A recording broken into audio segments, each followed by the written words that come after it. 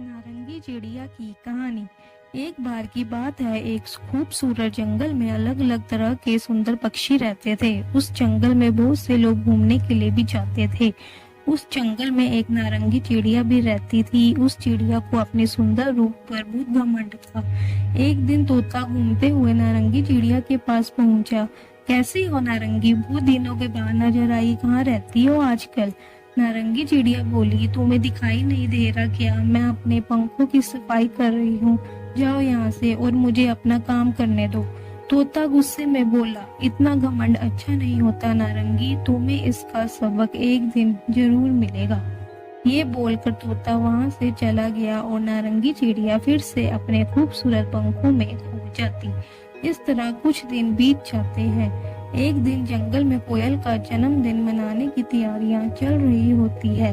कबूतर, आज तो बहुत मजा आएगा, हम सब कोयल का जन्मदिन बहुत ही धूमधाम से मनाएंगे। तोता भी बोलता है, हाँ कबूतर भाई, सही कह रहे हो तुम, आज तो सारी रात पार्टी करेंगे और खूब मजे करेंगे। सब पक्षी बातें कर रहे होते हैं कि इतने में वहां नारंगी चिड़िया भी आ जाती है। कौवा नारंगी चिड़िया को देखते हुए बोलता है, ये घमंड की महारानी यहाँ क्या कर रही है, इससे किसने बुलाया? कोयल बोली, दोस्तों नारंगी को मैंने यहाँ बुलाया है, ये भी हमारे इस जंगल की सदस्य है। कोयल की बात पर कोई भी पक्षी कुछ नहीं बोलते और सभी अपने काम में लग जाते हैं। कोई पक्षी फूल इकट्ठा कर रहा था तो कोई खाने के लिए फल आदि इकट्ठा कर रहा था। सभी मिलकर पार्टी की तैयारी कर रहे होते हैं, लेकिन दूसरी तरफ नारंगी चिड़िया बस एक जगह पर बैठी हुई थी।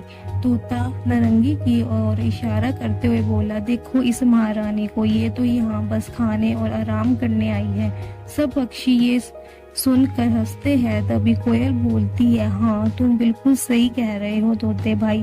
सभी पक्षियों को खुद पर हंसते हुए देखकर नारंगी चिड़िया को बहुत गुस्सा आ जाता है।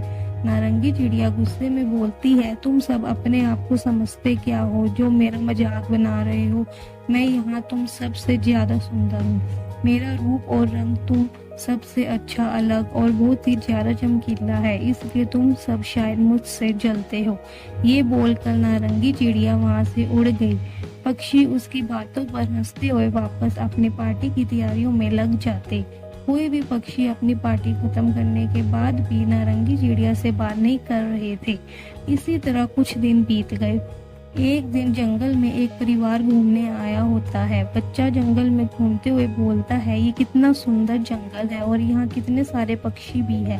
पापा उसके बात का जवाब देते हुए बोलते हैं, हाँ बेटा, ये जंगल बहुत ही सुंदर है, यहाँ तुम्हें बहुत से अलग अलग तरह के पक्षी देखने को मिलेंगे। बच्चा जंगल देखकर और पक्षियों की आवाजें सुनकर बहुत खुश हो जाता है। तभी उसे पास में एक पेड़ पर नारंगी चिड़िया बैठी हुई नजर आ गई। बच्चा नारंगी चिड़िया की ओर देखते हुए अपने पापा को बोलता है, वह चिड़िया बाकी पक्षियों से कितनी अलग और सुंदर है, मुझे वह चिड़िया चाहिए। मैं उसे अपने दोस्तों को दिखाऊंगा, मुझे वह चिड़िया चाहिए। बच्चे के साथ साथ उसके मम्मी पापा को भी नारंगी चिड़िया बहुत पसंद आ जाती है, इसलिए वह उस चिड़िया को पकड़ने के लिए एक जाल बिछाते हैं और अपने खाने के सामान में से कुछ नमकीन और दाना जमीन पर बिखेर देते हैं। पापा बोलते हैं, इसे देखकर वह चिड़िया हमारे जाल में जरूर फंस जाएगी और जैसे ही वह दाना खाने नीचे आएगी हम उसे पकड़ लेंगे। ये कहकर वह सभी थोड़ी दूर जाकर एक पेड़ के पीछे छुप जाते हैं। थोड़ी देर बाद नारंगी चिड़िया की नजर जमीन पर पड़े दाने पर पड़ती है और वह खाने के लालच में आकर जमीन पर आकर दाना चुगने लगती है। परिवार वाले जैसे ही चिड़िया को जमीन पर देखते हैं, वह जल्दी से झपट्टा मार कर चिड़िया को पकड़ लेते हैं। वह उसे एक जालीदार टोकरी में डाल देते हैं। वहां बैठे तोता और कोयल ये सब देख लेते हैं। वह दोनों उस परिवार का पीछा करने लगते हैं। बच्चा बोला, वाह, हमने इसे पकड़ लिया, ये कितनी सुंदर है। मम्मी बोली, अब हम इसे सबको दिखाएंगे, आज से पहले तो किसी ने भी इतनी सुंदर चिड़िया नहीं देखी होगी। चिड़िया को पकड़कर वह सब वापस घर जाने लगते हैं। वह सब कुछ दूर तक चलने के बाद थक जाते हैं। आराम करने के लिए वह सब रास्ते में ही एक पेड़ के नीचे बैठ जाते हैं और चिड़िया की टोकरी को भी वही अपने पास में रख दिया।